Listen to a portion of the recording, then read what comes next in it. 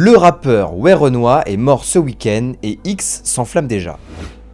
Si vous avez plus de 30 ans et que vous n'écoutez pas beaucoup de rap, il est fort probable que vous soyez passé à côté de l'événement du week-end, le décès du rappeur Werenoi samedi 17 mai à Paris. L'artiste, mort à seulement 31 ans, était le plus gros vendeur de musique en France ces 2 dernières années, surpassant des figures comme Ninho ou Florent Pagny. En à peine quelques années, il a connu une ascension fulgurante avec ses albums Carré et Pyramide. Son morceau Piano avec Gims a fait partie des titres les plus écoutés sur les plateformes de streaming. Il s'est imposé comme un véritable phénomène pour les 15-25 ans malgré une présence médiatique très discrète. Mais à peine sa mort annoncée qu'une polémique stérile est venue gâcher les hommages. Skyrock voulait simplement lui rendre hommage en diffusant 1 heure de ses titres, mais aussitôt, certains internautes ont ramené le débat sur sa foi musulmane, affirmant que la musique est interdite en islam. Donc apparemment, quand il est vivant, on peut écouter ses musiques, mais pas quand il est mort. D'autant que Werenoi avait affirmé être heureux que les gens apprécient sa musique. Ça vous fait quoi en fait d'être le plus gros vendeur? Ça me fait plaisir de voir les gens autour de moi être contents. Quelques heures après sa mort, 2 camps s'opposent sur X pour savoir quelle est la meilleure manière de lui rendre hommage. Par exemple, le journaliste d'extrême gauche Kamil Abderrahmane insulte, son entourage et sa famille demandent de ne plus partager ses sons, et le seul truc que ces connards trouvent à faire, c'est un Planète Rap en hommage à Werenoi. Tandis que d'autres internautes comme Sardoche mais voilà, mais c'était sûr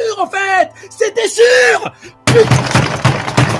rappellent certaines évidences. Aujourd'hui, en 2025, on peut pas apparenter la musique à quelque chose qui te détourne de la piété autant que l'est la drogue ou l'alcool. C'est une forme d'expression, de communication qui peut aussi transmettre de la foi.